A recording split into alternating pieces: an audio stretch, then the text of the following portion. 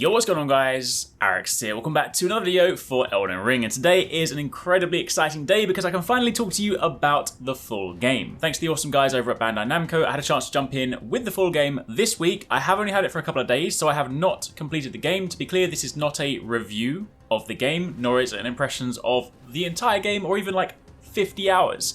I have, at this current moment in time, had a chance to play for about 10 hours, but I still want to talk about my first impressions because honestly, now that I've got access to the full game, meaning I can go wherever I want, I'm not bound by invisible barriers like we were in the closed network test, meaning if I want to, I can kind of just wander to random corners of the map. I wanted to kind of talk about my initial impressions because honestly, I was already so excited for this game, and diving into it now, exploring the world, it has been fantastic. I can already tell I'm going to spend a lot of time in this game, borderline Breath of the Wild hours when it comes to exploration, just because everywhere you want to explore. So I thought I'd talk a little bit about what I've been up to and some of the stuff that I've enjoyed so far. This will be spoiler free. I will not have any story stuff in here. I will not have any story bosses in here. At best, there might be a couple of sort of random mini bosses that you fight just like in caves if you go wandering exploring, but largely speaking, you're going to see footage from just the open world. It's also largely speaking going to be from the areas that you have seen before, Limgrave and sort of the wider area from the closed network test. I will not be going into completely different zones because partly I'm not allowed to show you, but also I want you to experience those for yourself. So this should be pretty safe to watch. So if you guys do enjoy this, a like would be super appreciated. If you have any questions about the game, by all means let me know in the comments down below. Again, haven't finished it, I'm only just beginning to scratch the surface, but if there's anything you want to know about, say like how the game starts, other things like that, then definitely let me know. So to begin with, of course, character creation, character customization. I started off and chose to play as a samurai. Some of you guys might have seen from the recent social media posts, they showed off a few of these sort of class artworks, and you know your boy had to pick a samurai, partly because the gear just looks fantastic. Also, stat distribution wise, kind of aligns with the way that I like to play anyway. I typically sort of put a lot of my stuff into health, strength, and sort of stamina, that kind of thing, so that I can basically just roll, hit things, and not die. I'm a Monster Hunter player at heart, alright? So if I see danger, I roll, I hit things, and I run away. I probably will invest a little bit into the sort of magic focus skills a little bit later, because I do still want to sort of test out some of the fancy new magic skills, but right now, I'm just specking so your boy doesn't get clapped. That being said, from the very beginning, what you got to experience in the closed network test is almost the beginning of the game. There is a small segment just before that, again, not going to show that one, but it is of course your intro to the game, and then very soon after you are dropped into the starting area where you were in the closed network test. You walk out into the lands between, and you then of course have the freedom to explore. So if you did sink a good chunk of time into the closed network test, the first portion of the game will be largely familiar. That being said, there are some things that have changed. In terms of sort of layout, everything is still largely speaking in the same place, but the rewards you get from some of those, say, mini dungeons, other things like that, if you went exploring the closed network test and you, say, wandered to different islands and collected certain items, those items and all the things that you found in chests will not be the same. They definitely sort of put some good stuff in the closed network test for us to mess around with, so you won't be getting any of those crazy weapon arts, the Ashes of War, right at the beginning. You do still get them, but when you think about some of the ones that we got to use in the closed network test that were so powerful, so broken, I definitely haven't encountered any of them so far in my playthrough. So I do reckon some of the better ones are of course later on in the game in the sort of higher level areas, which admittedly makes much more sense. But they are still things that you're exposed to from the beginning of the game. You can of course still experience them. I of course, playing as a samurai, have the inbuilt weapon art on my katana, which is the sheath one. You basically put it by your side and then you kind of bring it out with this overhead slash, looking super cool. Actually pretty damaging as well, so I am investing quite heavily into this. I have of course gone around and explored, found some other things like the spirit summons, a few different armor sets, stuff like that. But progression wise, it is of course in a much more sensible manner. But the world itself, honestly, this map is huge. Again, I'm not going to show you the map, but let me just explain the process that I have gone through. Because of course, initially, I jumped into the world and I started exploring and I was like, you know what, I'm going to go through and just fight a few things, level up a bit, kind of go through and work through a couple of the story bosses just so I can kind of start to progress the game. And then in doing so, I was like, you know what, I just want to see what's beyond the border. What's beyond where I was able to travel in the closed network test. And of course, at first, when you open the map, it's quite limited. You don't actually see much more than that. You can't even zoom out too far.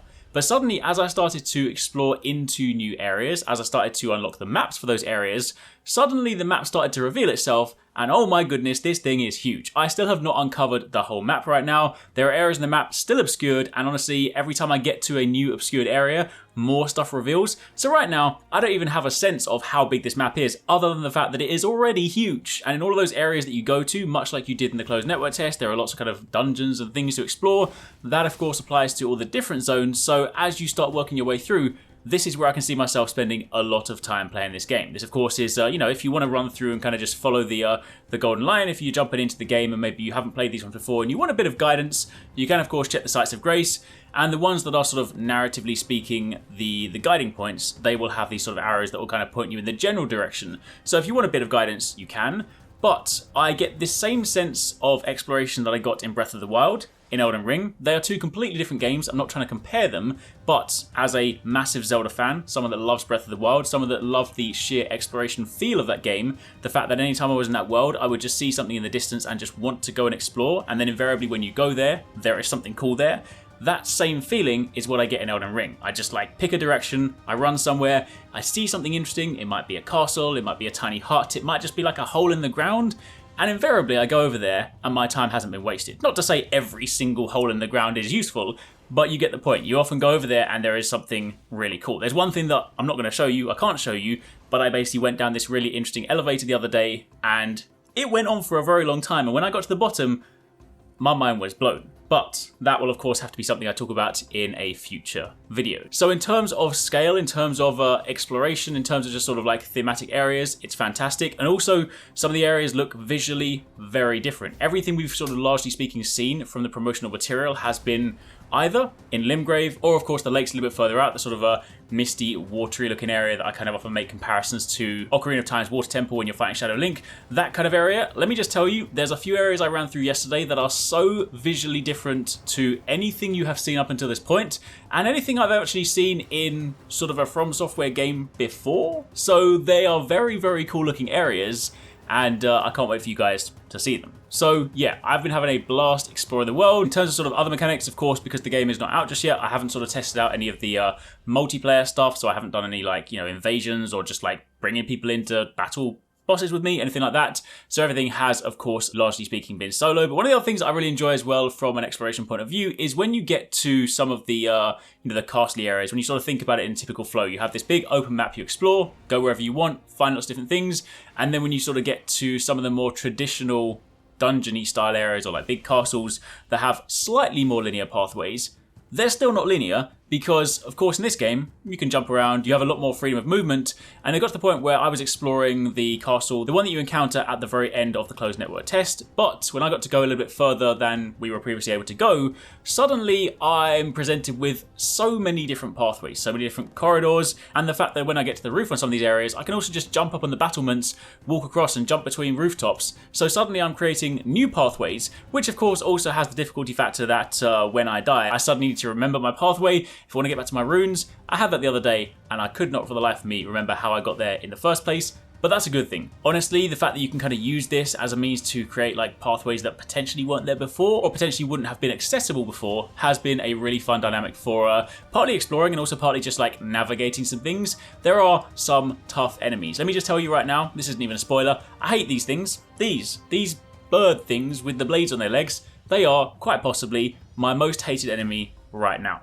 Anyway, with that being said, that's all I have for the time being. Right now, those are my first impressions from my time playing. Again, I have plenty more stuff to do. I have the whole world to explore. I have lots of bosses to fight, lots of stuff to do, but I want to share with you guys my initial impressions, which have been super positive, apart from those birds. I hate those birds. That's the only thing I don't like. But anyway, apart from that, it's been super positive. I've been having a fantastic time exploring. I love this world. I cannot wait to explore so many of the areas that I just discovered the other day. I literally went on a map unlocking tour where I just ran through, skipped past everything just to get loads of fast travel points with the intention of going back later. And honestly, knowing what lies ahead of me, knowing what I have to explore, I am very, very excited. But anyway, that's it for the time being. That's a quick rundown on my first impressions of the game so far. Hope you guys enjoyed the video. If you guys are excited for Elden Ring, make sure you keep it locked because we do have plenty of stuff coming your way. In fact, I'll be dropping some videos from tomorrow onwards. So if you want to see some more gameplay focused stuff, then definitely keep it locked. And in the meantime, if you missed our last Elden Ring video, you can click on the one you see on screen right now for some new gameplay.